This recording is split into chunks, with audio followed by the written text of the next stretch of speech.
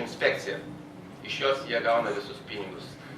Ir jeigu pinigų trūksta, reiškia kažkas nemoka mokesčių, reikia paspausti mokesčių inspekciją, kad jie surinktų.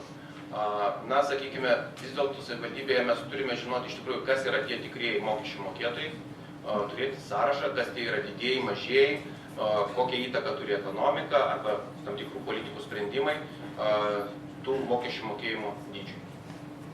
Šioje stovykloje kraipoma galvomis, ar nežinau, ar yra toks sąrašas tų didžiųjų verslininkų, kurie tą didįjį medų atneša? Gal Alina Velinkienė galėtų atsakyti? Na, Klaipėda iš tikrųjų, Klaipėdos uostas yra didžioji ne tik Klaipėdos miesto, bet ir Lietuvos dalis. Todėl manyčiau, kad kalbėti apie surenkamų mokesčių dydį mes jau turėtume pasitelkti ir trečią partnerį, tai yra valstybinė mokesčių inspekcija. Todėl, gerbiamas Arai ir konferencijos dalyviai, manyčiau, kad sekančių metų mūsų bendradarbiavimo formos galėtų būti ir šitos išsianalizuoti, kodėl tam tikri mokesčiai galbūt yra didesni ar mažesni, kaip jie galėtų papildyti ir valstybės ir savivaldybės biudžetą.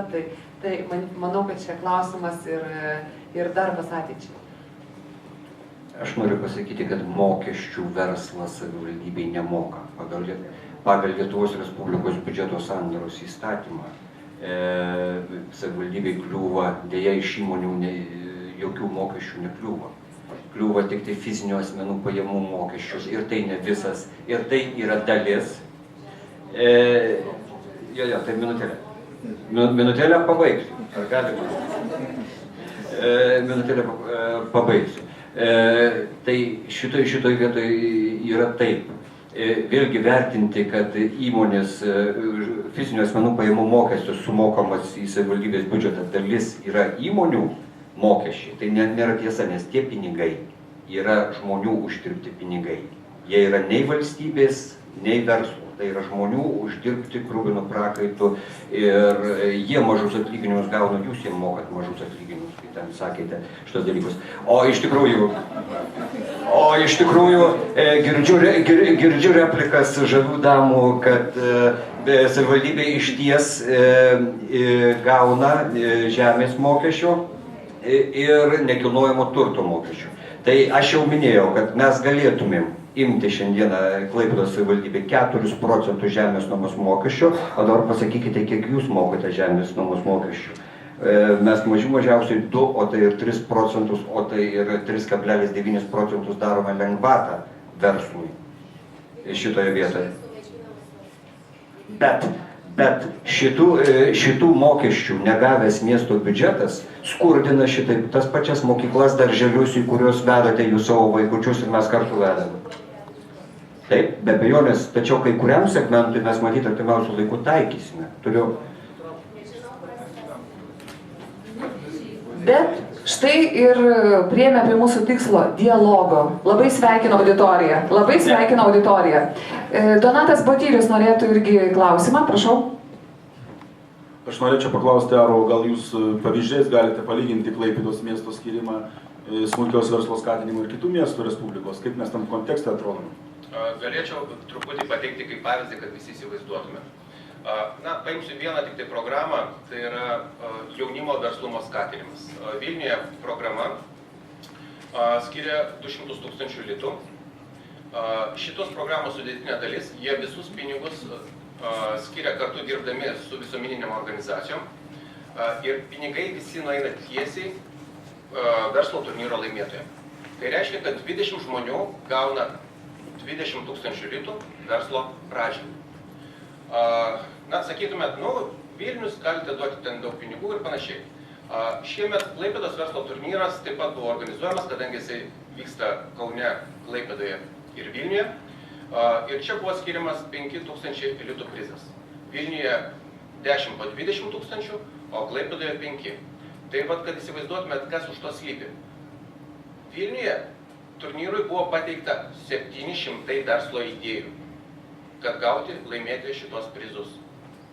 Klaipėdoje buvo 30.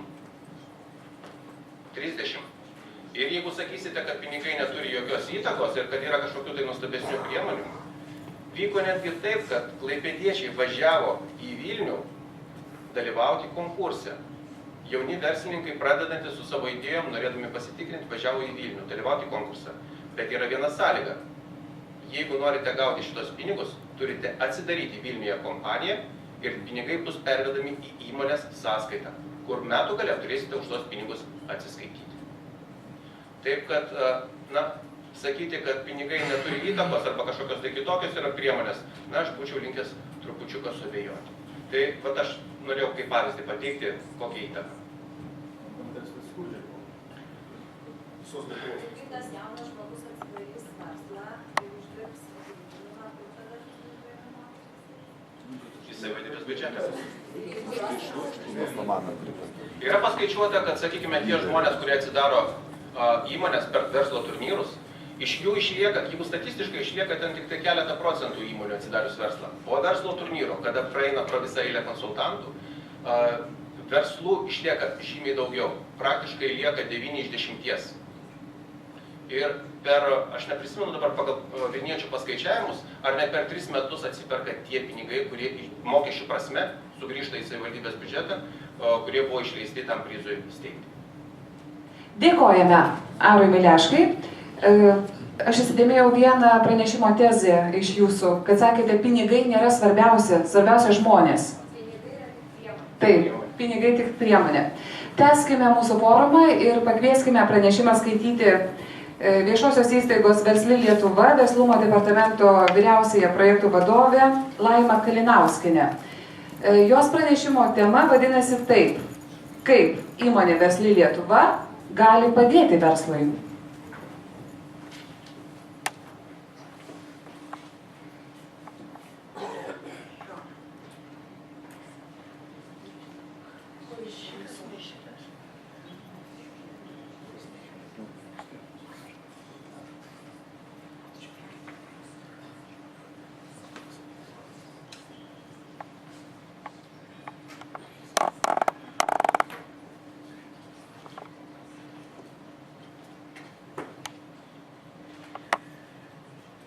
Labai diena, kai čia nuskambėjo praėjusiam pranešime įvairių tokių gaidų ir optimistinių, ir pesimistinių, tačiau noriu pastebėti, kad kai važiavau iš Vilniaus į Klaipėdą ir įvažiavau į miestą, tai iš tikrųjų buvau labai malonios nuotaikos, kadangi miestas tikrai labai gražus ir manau, kad verslas tikrai nemažai prie to prisideda.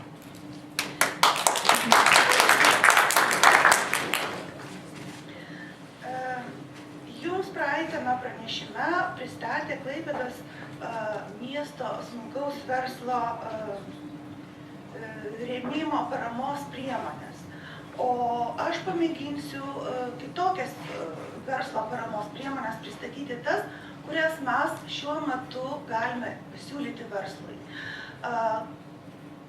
Kalbėdamiesi apie šitą konferenciją mes aptarinėjome, ką man reikėtų pristatyti ir taip gana griežtai buvo liepta kalbėti tik apie tai, ką realiai mes galime pasiūlyti. Tai yra, kas šiuo metu iš tikrųjų veikia, o ne tai, ką mes planuojame ir artimiausių metų. Taigi kalbėsiu apie tai, kuo verslas gali pasinaudoti šiandien.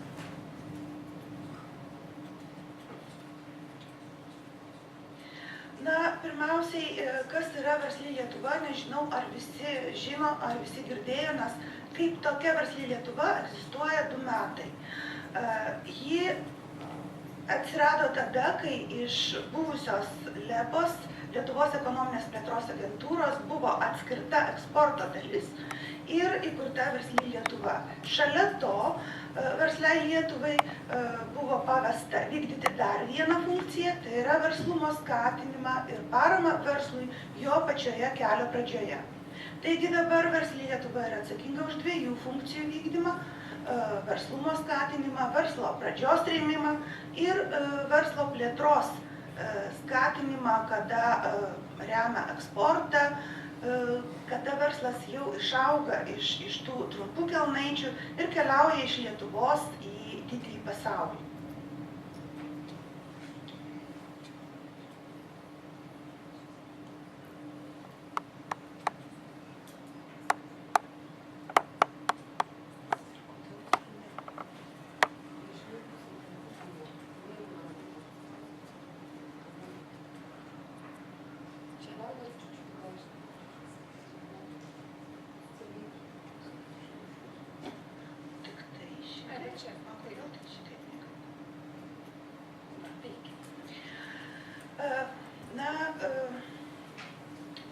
šeimininkas yra ūkio ministerija ir mūsų šeimininkas mus yra įpareigojęs verslą lydėti nuo jo kelio pradžios, nuo jo gimimo iki toliau iki jo plėtros. Tam, kad atsižvelgti ne tik į mūsų šeimininkų, į mūsų savininkų, tai yra ūkio ministerijos pozicija, na šiaip mes ir esame sukurti tam, kad įgyvendinti realiai tai, ką jie suplanuoja, tačiau kad atsižvelgti ir į verslo poreikius. Verslios Lietuvos valdyboje yra smulkaus vidutinio verslo tarybos nariai, o, sakykime, Verslios Lietuvos taryba sudaro išimtinai vien tik verslo atstovai. Taigi mes girdime verslą ir mėginame reaguoti į jo pageidavimus, į jo poreikius. Ir tą savo užduotį mes atliekame keliomis kryptimis. Pirmoji kryptis tai yra kuo platesnė informacijos sklaida.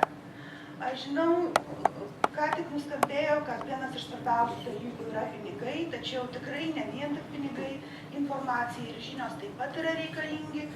Ir tą informacijos sklaidą mes vykdome keliomis priemonėmis. Viena iš tų priemonių tai yra mūsų nauja www.verslylietuva.lt svetainė ir gana nemažai verslininkų apsilanko, nuo 50 iki 100 apsilankimų, originalių apsilankimų per dieną mes turime, taip pat palaikome su tais apsilankiusiais atgalinį ryšį ir bandome atsižvelgti į jų pastabas, į jų poreikius, į tai, ką jie norėtų matyti. Nauja svetainėje, ji yra pastoviai atnaujinama, kad verslas galėtų rasti čia vienoje vietoje viską, kas jį domina, kas jam svarbu ir ko jam reikia. Kitas kanalas informacijos plėtros tai yra vieningas telefono numeris visoje Lietuvoje per skambučių centrą, kuris sudaro absoliučiai vienodas galimybės iš bet kurio Lietuvos taško, iš bet kurio Lietuvos kaimo ar Vilniaus centro gauti informaciją verslui aktualiais klausimais. Kita kryptis tai yra parama verslo pradžiai. Na, jūs čia matote įvairias priemonės, kurios įeina į šitą kryptį. Aš pamėginsiu jas visas trumpai apžvelgti. Viena iš tokių priemonių tai yra pirmųjų verslo metų paslaugų krepšelis. Tai yra parama tiem, kurie nori pradėti verslą, jį pradeda ir žengia pačius pirmuosius žingsnius. Ji yra skirta tam, kad tas pradedantis verslininkas nesijaustų vienišas, paliktas ir visada žinotų, jog jeigu jam iškilo problemų, jei jam iškilo klausimų, jei jis kažko nežino, o paprastai pradedantis nežino daug, tai jis visada turi kur nueiti ir ko paklausti. Ir jam visada padės surasti atsakymus į visus jo klausimus. Šitas krepšelis, tai yra paslaugos, įeinančios į krepšelį, susideda iš 3 dalių. Viena dalis yra 50 valandų individualių konsultacijų, kita dalis yra 24 valandos mokymų ir trečioji dalis yra virtualaus biuro paslaugos. Na, galiu pasakyti, kad 260 įmonių šiai dienai jau pasinaudojo šitos priemonės paslaugomis. Kita grupė priemonių pradedantiems verslininkams yra informacinės priemonės ir viena iš tokių yra verslo finansinė skaičiuoklė. Tai yra parengta automatizuota skaičiuoklė, į kurią susivedę pradinę informaciją, na vis tiek pradedantis verslą verslininkas turi planuoti, kiek jis planuoja pagaminti, kiek jis planuoja parduoti, kokiomis kainomis galėtų parduoti. Tai susivedęs tą paprastą pradinę informaciją, jis gauna atsakymus į klausimus, ar aplamai finansiškai tai apsimokės jam ar neapsimokės, per kiek laiko jo įdėtos lėšos į šitą verslą atsipirks. Sekanti priemonė informacinė yra susijusi su įvairiais reikalavimais ir leidimais verslui, nes pradedant verslą taip pat svarbu žinoti, kokių reikalavimų reiks laikytis ir kokius leidimus reikia gauti. Tam yra skirti 2 klausimynai, kurie yra verslo vartuose. Pirmasis bendrasis klausimynas yra gana nedidelis, ten priklausomai nuo verslo rūšies yra nuo 7 iki 12 klausimų. Atsakęs į šitos 12 klausimų, būsimasis verslininkas gauna visus nurodymus, kokiose srityse ir kokių konkrečių reikalavimų tą verslą plėtodamas jis privalės laikytis. Antrasis klausimynas yra susijęs su leidimų gavimu. Kol kas jis apima 15 verslo rūšių. Jį planuojama plėsti po truputį, kad kuo daugiau verslo rūšių būtų įtraukta. Taigi, atsakęs į nuo 10 iki 30 klausimų, vėlgi priklausomai nuo to, kokia yra verslo rūšis, būsimasis verslininkas gauna atsakymus į klausimus, kokių leidimų jam reikia, kas tuos leidimus išduoda, kokių dokumentų reikia, norint gauti tuos leidimus. Ir su leidimų gavimu taip pat susijęs dar vienas įrankis, tai yra saugi pranešimų dėžutė. Saugi pranešimų dėžutė reiškia, jog norint pateikti visus reikalingus dokumentus leidimui gauti, nebūtina važiuoti ar eiti į tą instituciją, kuri privalo leidimą išduoti. Visus dokumentus galima pasiųsti internetu, pasinaudojant saugia pranešimų dėžute, kurios apsaugos priemonės yra tokios pačios kaip banko. Vienintelis dalykas, ko reikia šiuo atveju, tai tuos dokumentus, kurie privalo būti pasirašyti, reikia pasirašyti elektroniniu parašu. Vadinasi, reikia turėti vienokį ar kitokį elektroninį parašą. Na ir čia jūs matote paprastą, supaprastintą leidimų gavimo procedūrą.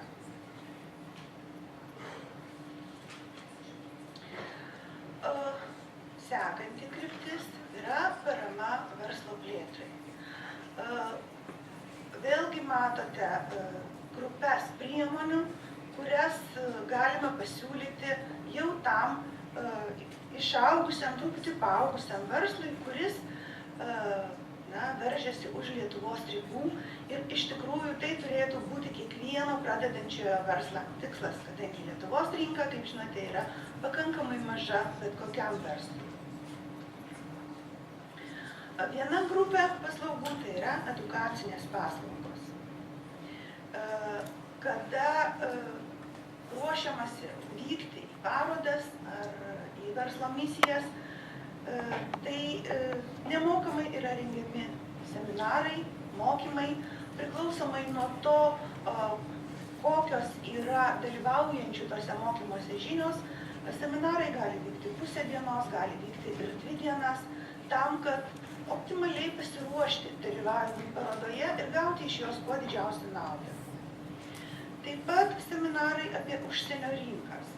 Jie taip pat yra nemokami. Tuos seminarus apie užsienio rinkas paprastai pagal tą poreikį, kurį gauname iš verslo, jeigu jis domisi kažkokią rinką ypatingai, tai rengiame tokį seminarą ir jame, kaip taisyklė, savo patirtimi dalinasi tie, kurie praktiškai toje rinkoje dirba. Taip pat turime mokymų ciklą Eksporto akademija. Tai yra nemokamų seminarų ciklas apie eksportą, pradedant nuo pradžios. Šalia to, jog tie seminarai yra nemokami, jie dar ir transliuojami internetu ir yra pakankamai paklausus.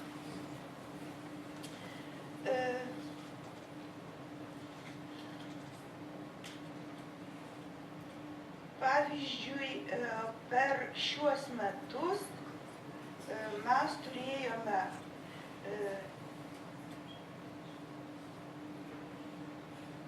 8 tokius seminarus, kuriuose dalyvavo apie 200 įmonių.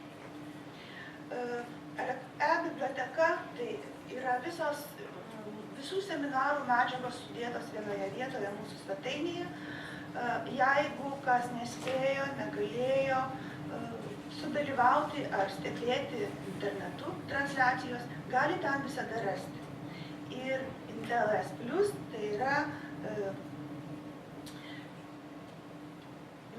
greičiausiai jaunimui, kuris domisi tokiais dalykais, skirtas simuliacinis žaidimas, tiesiog pasimėginti, pažiūrėti, ką tai reiškia eksportas, kiek siekia mano žinios tame ir kur jų trūksta ir kur reikėtų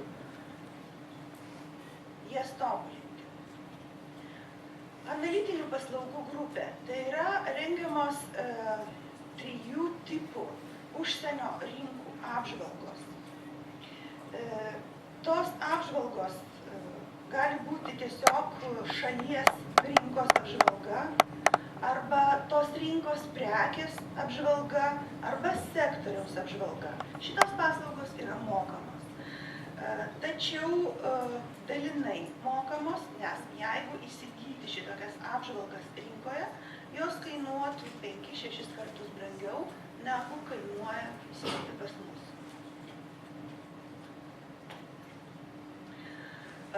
Sekanti grupė paslaugų tai yra kontaktų paieška, įvairi kontaktų paieška. Ji gali būti pasyvi, gali būti aktyvi, gali būti individuali.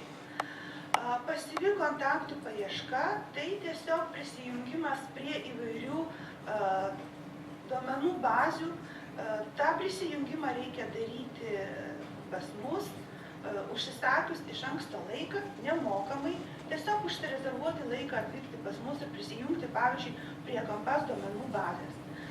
Dabar jau tą galima daryti ne tik pas mus, nes Versli Lietuva 11 regionų turi savo atstovus, tai tuose regionuose pas atstovus taip pat galima tai daryti, nebereikia vykti per visą Lietuvą. Aktyvi kontaktų paieška vykdoma parodose, verslo misijose, kontaktų mugėse, tiek išvykstant į užsienį, tiek atvykstant į Lietuvą užsienio verslo misijoms, pavyzdžiui. Tai, kas vyksta Lietuvoje, tai yra, kada atvyksta užsienio verslo misijos į Lietuvą ir Lietuvos įmonės jose dalyvauja. Visa tai be abejo yra nemokama, jeigu vykstama į užsienio šalį, į parodas arba į verslo misijas, į kontaktų muges, tai nepadengiamos yra kelionės išlaidos. Tas išlaidas verslas turi pasidengti pats. Tuo tarpu visas likusias išlaidas susijusias su parodos organizavimu, su standų įsigijimu, su parodų mokesčiais, netgi su eksponatų nugabenimu, mes dengiame iki 75% visų šitų išlaidų. Ir individuali kontaktų paieška. Tai yra palyginti nauja paslauga, kada surandami užsienio šalyje, pageidaujamoje užsienio šalyje 5 kontaktai. Tai nereiškia, kad paimti iš duomenų bazės bet kokie 5 kontaktai. Tačiau tokie, kurie jau domisi produktų, paslaugą. Ir viena paslauga, o kita paslauga šalia to dar ir organizuojami susitikimai su tais parinktais kontaktais. Ši paslauga yra teikiama tose šalyse, kuriuose mes turime savo atstovus. Kokiose šalyse jūs matote išvardinti. Taip pat palyginti nauja paslauga, tai yra Skandinavijos viešųjų pirkimų paketas. Tai yra 3 metų projektas. Pirmieji metai jau eina į pabaigą, kada yra galimybė 210 įmonių per 3 metus tiesiog dalyvauti Skandinavijos viešuosiuose pirkimuose. Kasmet po 70 prisijungimų, tai yra po 70 įmonių. Šiems metams iki gegužės mėnesį baigėsi pirmieji metai, 70 įmonių jau yra gavusios tos prisijungimus. Programa dar nėra visai baigta, nes paskutinysis programos punktas, tai yra tie praktiniai seminarai, dar nėra įvykę, jie įvyks iškart po naujų metų. Nuo gegužės mėnesio naujos 70 įmonių galės įsilieti į šitą procesą. Ir konkurencingumo centras. Tai yra įmonių galimybė tiesiog pasilyginti, pasimatuoti, įsivertinti savo konkurencingumą tarptautiniu mastu. Tai yra 2 etapų programa, kada pirmajame etape, pirmasis etapas vykdomas nemokamai, pirmajame etape įmonės nusistato savo konkurencingumą, nusistato savo siauras vietas, savo vietą į kitų tarptautinėme kontekste, kitų šalių įmonių tarpe, kokią poziciją jos užima ir kur yra jų tas vadinamas butelio kakliukas, pati siauriausia vieta, ką pirmiausia reikėtų taisyti, kad ta situacija pagerėtų. Antrasis etapas jau yra dalinai mokamas, antrajame etape ieškomi ir surandami sprendimai, kaip tą konkurencingumo situaciją pagerinti. 75% tų konsultacinių paslaugų yra finansuojama už įmonę. Tai tokias paslaugas mes galime pasiūlyti šiandien. Planuojame dar daugiau naujų paslaugų sekančiais metais, tačiau praktiškai šiandien yra tiek. Nemanau, kad tai yra labai mažai per mūsų 2 metų egzistavimo laikotarpį. Dėkojame pranešėjai. Šioje salėje yra ir patyrusių verslininkų, ir jaunų galbūt svajojančių pradėti savo verslą. Galbūt sudomino jūs pranešimas, paslaugos verslui. Gal turėtumėte klausimų pranešėjai? Taip. Aš iš vietos. Pirties. Sakykit, elektroninė biblioteka ar prieinama visiems? Ar Taip, absoliučiai visiems. Klaipėdos mieste, ne. Mes turime savo atstovus tose rajonuose, kur savivaldybės kreipėsi su prašymu į Ūkio ministeriją, į mūsų šeimininką, kad norėtų turėti tokį atstovą ir Ūkio ministerija mums leido ten jį turėti. O jūs turit kokią statistiką, kiek, sakykime, Klaipėdos apskrities verslininkų kreipėsi į jūs paslaugų?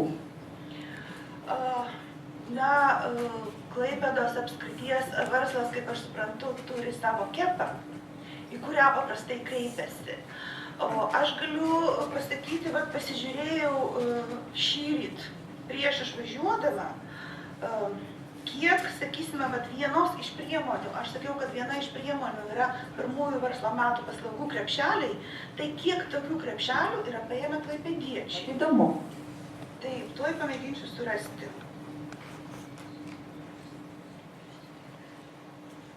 Taip,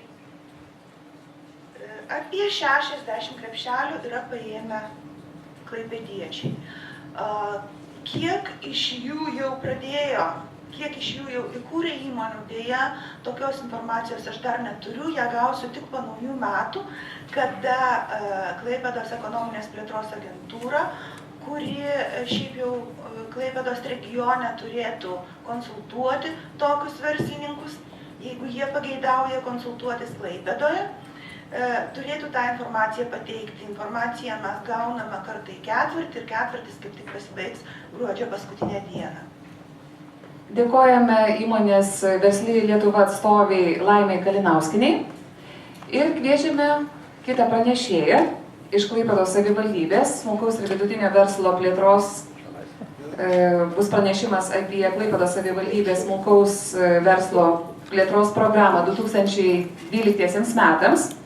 Ir šį pranešimą mums perskaitys Klaipėdos miesto savivaldybės administracijos investicijų ir ekonomikos departamento, tarptautinių ryšių verslo plėtros ir turizmo skyriaus vedėja Dalia Pleskovienė. Žodžiu, prognozės smulkiajam ir vidutiniam verslui kitais metais. Labą dieną, gerbimi konferencijos dalyviai. Na, iš tikrųjų, matyt, man šiandien tenka nelengva užduotis ar dalia, kadangi ir pačios toks vardas, pristatyti 12 metų smulkaus ir vidutinio verslo programą, kuri iš tikrųjų, na, pastaraisiais mėnesiais galbūt kėlė tikrai, na, nemažai diskusijų, buvo iš tikrųjų daug susitikimų, daug pasitarimų ir iš tikrųjų paskutiniam dienom, galbūt gal praeitą savaitę, mums teko priimti galbūt, na, kaip dabar madinga galbūt sakyti, nepopuliarius sprendimus, tačiau, na, įvardinsiu, kokios tokių sprendimų priežastis yra ir kodėl buvo nuspręsta teikti būtent tokią programą, o ne kitokią. Na, o jeigu bus labai daug iš tikrųjų prieštaravimų ir diskusijų, manau, kad galima bus dar kai ką koreguoti, nes sprendimas galutinis dar nėra priimtas. Tačiau galbūt prieš pradedant kalbėti apie pačią programą, norėčiau paminėti keletą tokių dalykų, kurie vis dėlto yra susiję irgi su smulkiu vidutiniu verslu, su paramos, reiškia, skirimu. Ir, kaip jau buvo minėta, vis dėlto verslo skatinimas, verslo aplinkos kūrimas yra viena iš savarankiškųjų savivaldybės funkcijų, o smulkaus ir vidutinio verslo skatinimą, plėtrą ar paramos skirimą reglamentuos smulkaus ir vidutinio verslo įstatymas, kuris ir apibrėžia, kokia parama smulkiam ir vidutiniam verslui gali būti skiriama. Tai visų pirma yra išskirtos mokesčių lengvatos ir rinkliavų lengvatos, kurias aš pristatysiu sekančiai skaidriai. Toliau yra finansinė parama, kuri yra skiriama įstatymų nustatyta tvarka. Ir, na, tarp tokios, sakykime, kaip pavyzdį galima būtų pateikti ir Versli Lietuva vykdomą projektą, taip pat ir praeitam pranešime pristatytas paslaugas. Tai yra, reiškia, šios viešosios įstaigos ar organizacijos teikdamos finansinę paramą remiasi būtent šitą įstatymo nuostatą. Na ir kita verslo paramos forma, tai yra viešųjų paslaugų verslui teikimas, taip pat per įvairius juridinius asmenius, kuriuos matote čia. Taigi, jeigu kalbėtumėm apie mokesčių lengvatas, iš tikrųjų čia jau buvo užsiminta diskusijoje, tai Klaipėdos miesto savivaldybėje iš tikrųjų yra taikomos nekilnojamo turto lengvatos. Tvarkos aprašas šių lengvatų taikymo buvo patvirtintas 2006-2007 metų tarybos sprendimu ir jūs čia matote, kad nekilnojamo turto lengvatos yra teikiamos įmonėm, kurios skatina turizmą Klaipėdos senamiestyje ir taip pat verslininkams veikiantiems Klaipėdos senamiestyje ir tvarkantiems fasadus ir stogus. Iš tikrųjų noriu pasakyti, kad kalbant apie nekilnojamo turto lengvatas, galbūt tarybos nariai irgi tą patvirtins, buvo diskusijų galbūt praplėsti teritoriją ir taikyti nekilnojamo turto lengvatas, na, ne tik tam formaliam senamiestį, galbūt praplėsti jas, galbūt galima būtų praplėsti ir kriterijus, pagal kuriuos tos lengvatos buvo taikomos, tačiau ties konkrečių sprendimų formavimų, kokios tai turėtų būti lengvatos, nėra prieita, taip kad manau, čia dar diskusijom yra laiko. Tačiau reikia pasidžiaugti tuo, kad 10 metais lengvatų buvo suteikta 21 įmonei už 98 tūkstančius litų.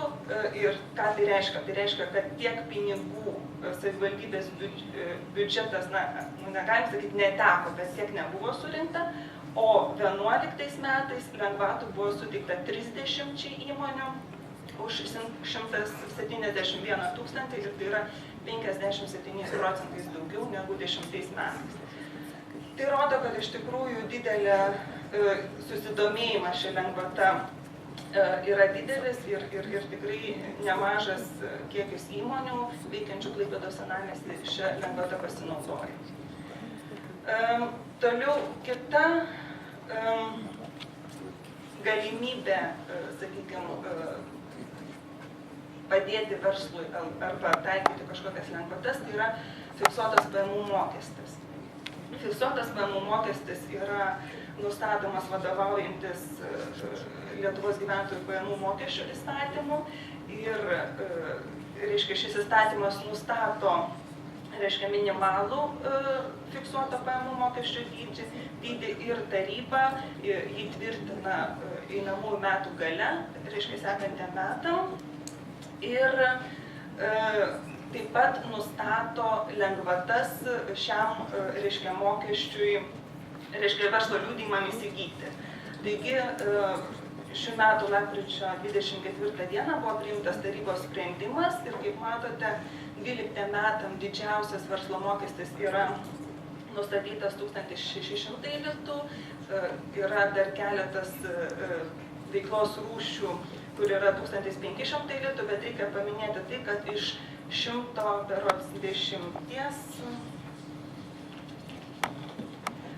reiškia, 105 veiklos rūšių, tik tai 4 veiklos rūšim yra taikomas didžiausias fiksuotas pajamų mokesčio dydis, o visom kitom, reiškia, veiklos rūšim yra taikomas mažiausias fiksuotas pajamų dydis, tai yra 1440 litų. Reikia pažymėti tai, kad gyventojų pajamų mokesčio įstatymas numatė, 6 straipsnis numatė, kad 11 metais šis pajamų mokestis buvo 120 litų, bet ši nuostata galioja tik tai šiais metais, o nuo 12 metų jisai vėl pakilo iki 1400 litų. Dabar kokias lengvatas įsigijant verslo liudijimą priėmė Klaipėdos miesto